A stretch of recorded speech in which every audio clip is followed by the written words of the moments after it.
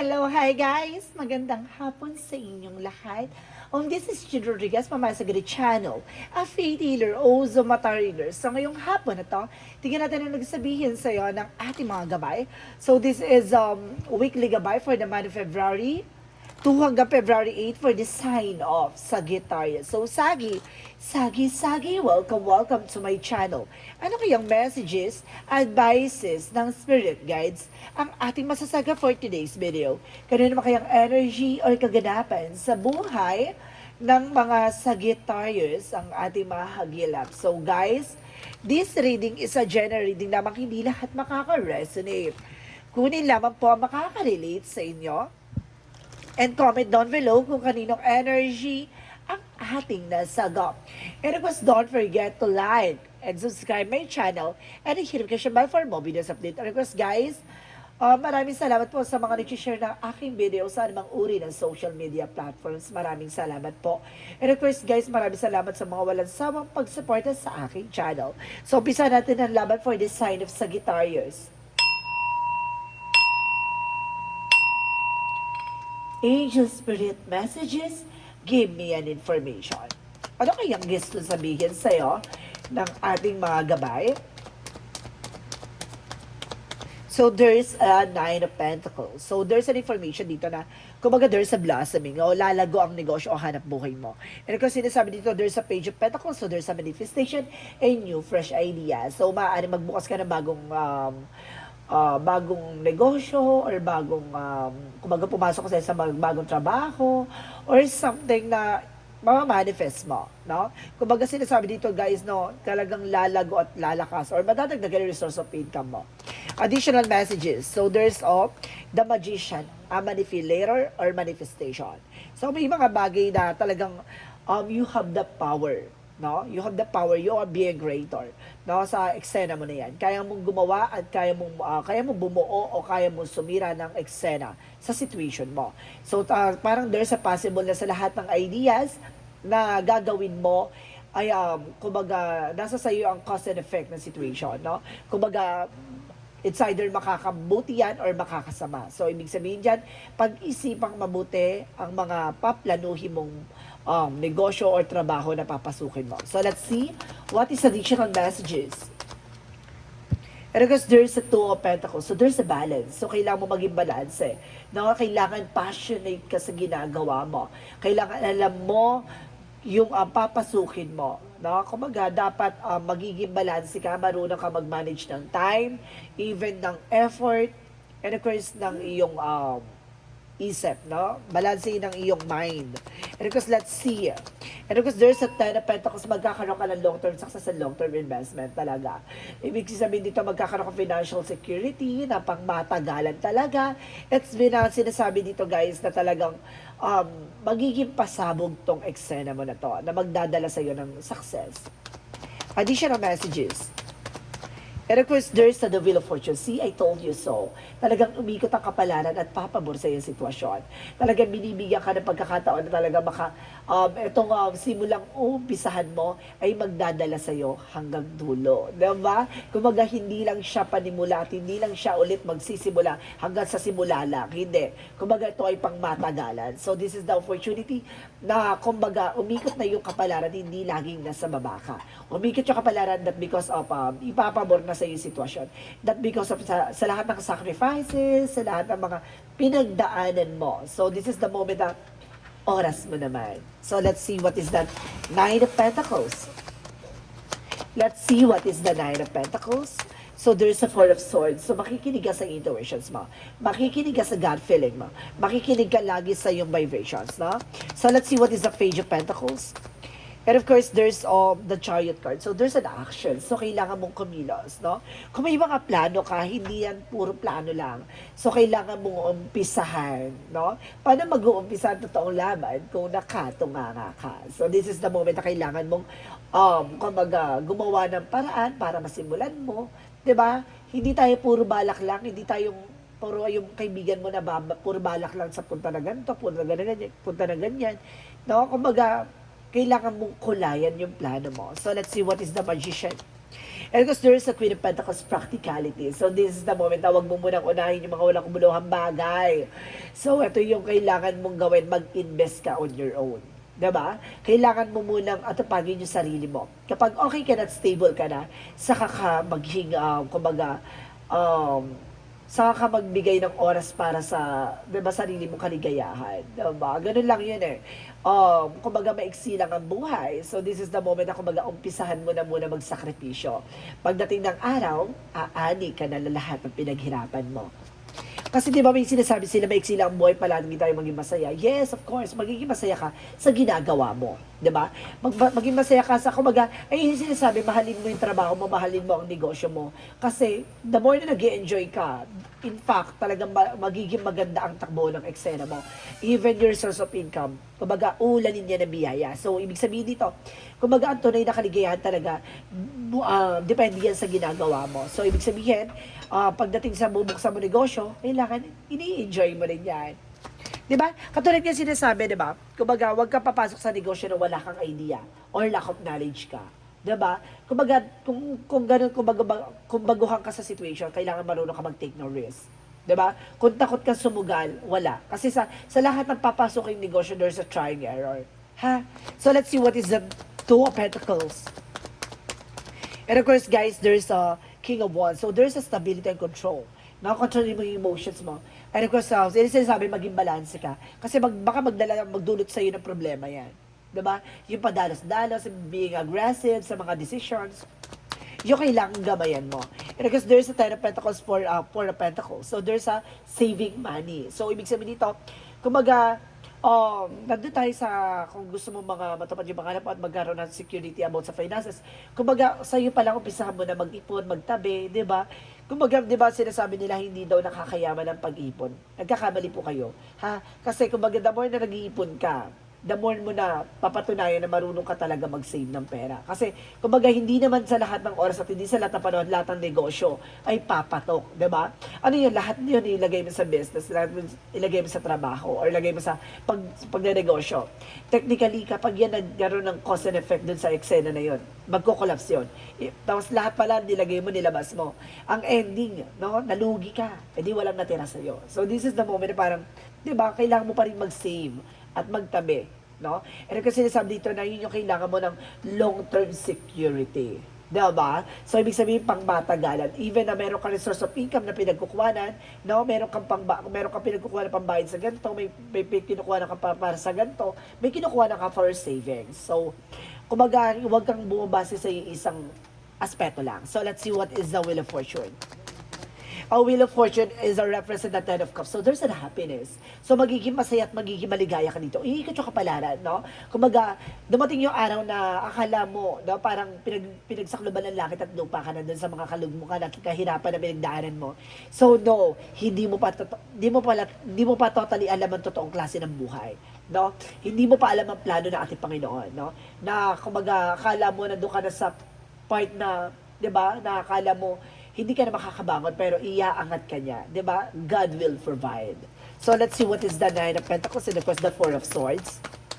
And of course, guys, there's a Hermit card. There's a spirituality. Ibig sabihin, there's a spiritual enlightenment, spiritual activation or something. Kumbaga sinasabi sa'yo dito, bigyan mo ng sarili mo, kumbaga, lumapit sa Panginoon, gawin mo sentro ang ating Panginoon sa lahat ng bagay, no? Kumbaga, the more daw na ginagawa mo sentro ang ating Panginoon, the more kang i-bless. So, let's see what is the Page of Pentacles and of course the Chariot card.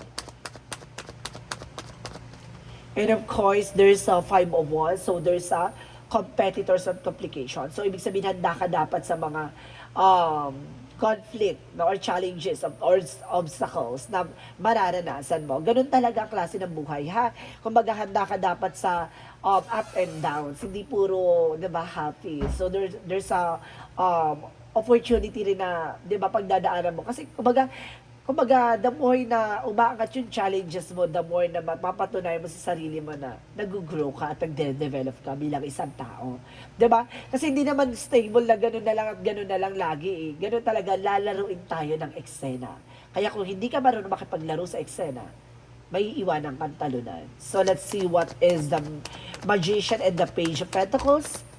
And of course, there's a Seven of Wands. So, there's a protection. Protection mo yung sarili mo. Protectionan mo yung finances, career, and love life mo in all aspects. So, kailangan mo proteksyonan at pangalagaan. Kumbaga, ikaw yung magsisilbi provider and security. Na kumbaga, ikaw yung magsisecure dun sa mga bagay-bagay na kung ano man ang meron ka. And you have the power. You are also creator. So, ikaw yung gagawa ng ikabubuti at kasasama mo. So, let's see what is the Two of Pentacles and of course, the King of Wands. And of course, there's a Five of Pentacles. So, there's a financial loss. No? Suddenly, so, makakaranas ka ng something crisis, so, kumbaga kagipitan, kumbaga, or baka some of you guys, no, nagigipit na. So, kailangan mo magkaroon ng control at huwag ka maging masyadong aggressive na pagdating sa finances. Kumbaga, baka pagsahod mo, gastos ka sa ganito, gastos ka sa ganyan. Pag-isipan mong mabuti ang mga bibitawan mong pera. Kasi at the end of the time, hindi mo na yung mababalik kapag nabili mo na. So, let's see what is the Ten of Pentacles and of course the Four of Pentacles. And of course, there is the Sun card. So, magkakaroon ka ng inner clarity. And of course, magkakaroon ka ng enlightenment. So, maliliwanagan ka sa lahat ng kumbaga information na gusto mong makuha or malagap, no? Mahanap, or of course, malaman. So, this is the opportunity na parang bibigyan ka ng positive outcome. No, ibig sabihin dito na unti-unti na nag-grow yung utak at isip mo. Na kumbaga, lumalawak na yung ang kaisipan mo sa lahat ng mga bagay at positibo. No? Yung posibleng mangyari, and of course, ng mga advantage, and of course, na disadvantage. Kumbaga ngayon, natatauhan ka na. And of course, there is a page of once more, the Wheel of Fortune, and of course, the Ten of Cups. So, there's a good news. Kumbaga ngayon ay, kumbaga, pinapaalo sa'yo ng universe na parang sa lahat ng mga napagdaanan mo, natutunan mo, itong impormasyon na sa'yo na ipagkakalob sa'yo ay papabor na ang panahon ay sa sitwasyon mo. So, let's see. What is the outcome? Ang outcome for you is the Three of Wands. So, waiting for result, waiting for a shift, no? May mga bagay na kailangan mo intayin. Yung sinasabi ko, no? Huwag ka masyadong aggressive sa mga bagay-bagay. Because there's a Six of Pentacles, there's a balance, no? Maging balance ka.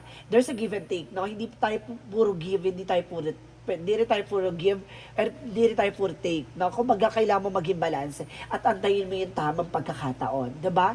Kumbaga, the more na nagbibigay ka, the more na bibigyan ka. So, let's see. What is additional messages for career? There's a Knight of Wands, slow and steady, kalmado. And of course, there's a Death card for the ending and in your beginning. So, sinasabi dito, guys, na a transformation. Na parang binago ka ng panahon at binago ka ng pagkakataon at binago ka ng lahat ng mga pinagdaanan mo. Diba? So, let's see. Additional messages for love life. For love life, ano chika sa'yo? Because there is a Four of Cups, reevaluate or analyze. Getting to know each other. Parang sa madaling salita na kailangan mo munang kilalanin, no? Tuklasin at alamin, no? Yung pagkatao, hindi tayo pwedeng parang kanin na lang na isusubo mo, ganon. Hindi ganon ang buhay at hindi ganon ang relasyon. Kasi, kumbaga, the more na kailangan kilalanin mo ang isa't isa, the more din na dapat inaalam mo at minamahal mo yung flaws nyo sa isa't isa. Di ba? Even yung mga pangit na part, no? Yun yung kailangan mo mahalin sa kanya. So, let's see. Additional messages for health. So, sa health mo, there's a strength card. So, there's information na kailangan mong magkaroon ng confidence, maging matapang, maging malakas. There's a Three of Swords na kumbaga natatalo ka, no? Kumbaga natatalo ka dito ng something takot, pangamba, or something, kumbaga, sasabihin ng iba. So, this is the moment na kailangan mo maging matapang, no? And of course, kailangan mo, kumbaga, pataasin mo yung spirituality mo, no? And of course, yung, kumbaga, physical mo, no? Kumbaga, kailangan mo maging malakas at matibay, emotional, and of course, the physical, no? And mental. Kasi, kumbaga, doon ka ta-targetin, di ba, your emotions, no? And of course, kailangan, kumbaga, ano mo yung sarili mo na maging matapang at maging malakas, no? At dapat hindi ka natatakot matalo at hindi ka rin natatakot lumaban. Ganon. So, let's see what is additional messages for magical fairy messages. So, ano chika sa'yo ng ating mga gabay? So, let's see. So, masyado natin hihimay-himay ha. Kasi, para na sa God, maunawaan nyo. And of course, there's a perfect timing. So, this is the moment na talaga yung pagkakalob sa'yo ni God na kung talagang para sa'yo sa takdang panahon at takdang araw. No? this is the right time for you to move forward. And of course, at the same time, there's a goodbye to the old, hello to the new. 'Di ba? Kumbaga, sinasabi sa'yo dito na pansamantala lang lahat ng mga nangyayari sa paligid mo kasi darating na araw na lilipas ang panahon na yan. At kumbaga, mababago ang panahon at pagkakataon para sa'yo. 'Di ba? Hindi sa lahat ng oras na sa baba ka, at hindi sa lahat ng oras nandiyan ka sa situation mo. So, ibig sabihin, darating yung araw na iikot ang kapalaran dahil bilog ang mundo. So, let's see what is the yin and yang oracle card. For yin and yang oracle card, and of course, there's a regret. No? May mga bagay na kailangan mo pag-isipan, baka pagsisigihan mo. At the same time, there's a messages, travel. So, some of you may travel, and there's a messages and communication. No? Marami kang matatanggap na message or email, and some of nowhere, there's an offer. No? Kumbaga, baka may offer to, may business trip or something, promotion or trabaho, ganon. And of course, there's an opportunity, there's a purpose. Dapat alam mo sa sarili mo yung purpose mo sa buhay. No? And of course, there's a party, parang may lumabas dito party na parang sinasabi na, kumbaga darating yung araw na dapat alam mo kung saan yung grounds mo. No? Hindi lahat ng panahon kailangan na happy-happy lang yung party-party, hindi ganon. Kailangan mo rin maging seryoso sa buhay. So, let's see what is the Romance Angels. So, Romance Angels, let's see. And there's honeymoon. So, this is the moment na kailangan mo, di ba? There's enjoy the bliss holiday time together. So, some of you kung may asawa, kailangan nyo mag-enjoy sa isa't isa, no? Hindi yung puro negosyo, kailangan nyo pa rin ng time sa isa't isa. And forgiving and learning. So, as you release and heal the past, you experience more love in your present moment, no? Kumbaga, ganun daw siguro, no? Kapag dumating daw sa panahon na parang nagmahal ka na at mali yung taong minahal mo at lagi ka nasasaktan sa mga taong minahal mo, darating yung araw na taong mamahalin ka at bumuuin ka. Diba? Parang gano'n, no? Parang minalas ka sa una, minalas ka sa pangalawa, saswerte ka daw sa pangatlo. Totoo ba? So, let's see what is the chakra. From the chakra is the perception. Baguhin mo yung pananaw mo or yung mindset mo.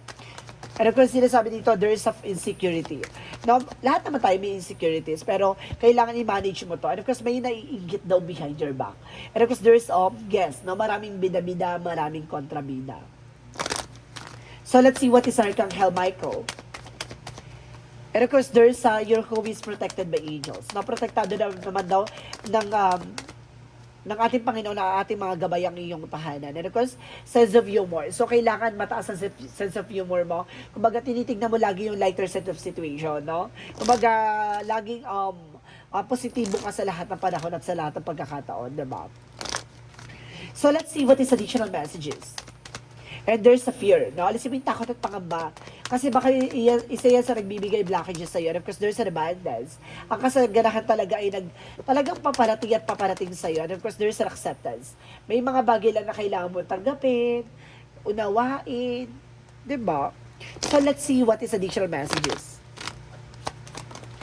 And of course, there's relationship health. So, ibig sabihin dito, kumbaga pagdating sa relationship, busog na busog kayo. Parang gano'n. Kumbaga, malusog kayo sa isa't isa. Parang gano'n. And of course, there is a movement. No? Ibig sabihin dito, maraming paggalaw or kailangan mong gumalaw or kailangan nyo ma-exercise. And of course, there is a survival. No? Kumbaga, lagi kayo nakaka-survive sa mga problema mo, sa mga pinagdadaanan nyo. Additional messages, so there's a leadership. Take charge in the situation. Kayang-kaya mo na pamunuan kung ano man yung sitwasyon mo ngayon. And of course, there's an animal. So some of you guys, animal lovers, no? Nagmamahal kayo ng mga animals. So let's see what is Archangel Raphael. And of course, there's a meditation. So kailangan mo mag-meditate, no? Magdasal. And of course, there's a divine intervention. May paalala sa iyo ang ating angel spirit na may mga mali kang ginagawa or may mga bagay na kailangan mo mag-pay attentions. No? There's a red flag. Additional messages. And there's, I remember, there's a destiny in life. So talagang, di ba, talagang nakatadhana talaga yung ipagkakaloob sa iyo. There's a soul plan. And there's all paths lead home. There's an inner authority. Intuitions, no? Kumbaga makinig ka sa intuitions mo. Lahat ng mga bagay na yan, kumbaga, ibibigay sa'yo, no? At talaga lahat ng mga bagay na pumapasok sa isipan mo ay may ibig sabihin na ipinapabatid at ipinapahatid sa'yo. So, let's see what is the angel's answer. So, So, improving health. So, some of you guys na mag-improve na yung health nyo. And of course, guys, there's within the next few months. Sa mga susunod na buwan, magiging maganda na takbo ng eksena naman. There's a romance, no? Pagdating sa love life, no? Isa pa to. Ibig sabihin, kumbaga, this is the moment na parang hihilom na yung sugat na nakaraan. Maaring matagpuan mo na yung taong mahal mo or maaring natagpuan mo na. And because there is a loss, just and possibility. So, ibig sabihin dito, kumbaga may mga pinto ang magsasara, may mga pinto ang magbubukas na opportunity para sa'yo. And there's a broken heart. So, some of you guys, no, kumbaga hanggang ngayon nasasaktan pa rin. And there's a the void. Kumbaga kailangan mo nang tapusin, kailangan mo nang pigilan, at kailangan mo nang alisin. So, let's see what is the Monsology. Para sa madaling salita, move on. And your hard work is paying off. No, lahat ng mga pinaghirapan, lahat ng mga pinagpagura mo, ay may kabayaran yan, no? And of course, there's a result. May resulta na. And of course, there's a you are good enough. No? Sapat ka naman daw no? May mga bagay lang tayong hinihiling natin sa sarili natin na hindi naman ibibigay sa atin, no? Hindi para sa atin. And whosoever you shall do will all my Father, which is the heaven, the same, my brother, my sister, and my mother. So, ibig sabihin, lahat daw ng mga dapat mong ginagawa sa iyong, sa ating Ama na nasa langit, ganun din daw ang ginagawa mo dapat sa ating mga mahal sa buhay. So, ibig sabihin dito, kumbaga magmahal at tanggapin yung mga bagay na para sa iyo, no? Huwag mo masyadong pinipilit at huwag mo pinipuwersa yung mga bagay na hindi pa nakalaan sa iyo. So, let's see what is the angel's number. Angel's number. So, there's a 7-7, I am in the flow. So, ibig sabihin dito, sumabay ka sa agos ng eksena. Your purpose flows from within you and everything's what that is unfolding or being revealed to you is a part of your purpose, a state of peace, a calmness in your soul. So, ibig sabihin dito, sumabay ka sa agos ng eksena at may mga bagay talaga na ipagkakaloob sa'yo. No? Surrender mo lang, hayaan mo. Kada mo kasi nag-greedy tayo na makuha isang bagay, hindi sa atin ibibigay yan. Diba yung parang excited ka makuha yun, tapos biglang delay, cancel, kasi hindi pa para sa'yo. No, because there is I reap what I sow. So I remember that all I think and all I do come back to me in some way. I understand that I reap that fruits of what I sow. I feel my life with the thoughts and deeds of abundance. Light and love I sow these seeds knowing I will harvest the greatest of riches. So, ibig sabihin dito, alam mo sa sarili mo lahat ng mga sinakripisyo at lahat ng mga pinundar at lahat ng mga ginawa mo, alam mo may kaakibat yan na reward. So, this is the moment na parang, kailangan mo lang siguro mag-antay, no? May mga bagay na para sa'yo at may mga bagay na hindi pa para sa'yo. No? Kumbaga sinasabi dito sa ating reading na, kumbaga, takes time, no? And of course, have patience, no? Hindi ka, kumbaga, wag ka magmadali, hindi para sa iyo isang bagay, wag mo munang pilitin. May mga bagay talaga na ipagkakaloob sa iyo ayon sa kalooban ng Diyos and ayon sa panahon na ipagkakaloob sa iyo. So this is a weekly gabay for the month of February 2 hanggang February 8 for the sign of Sagittarius. So sagi, maraming salamat for this wonderful reading. So guys, this reading is a general reading lamang, hindi lahat makaka-resonate.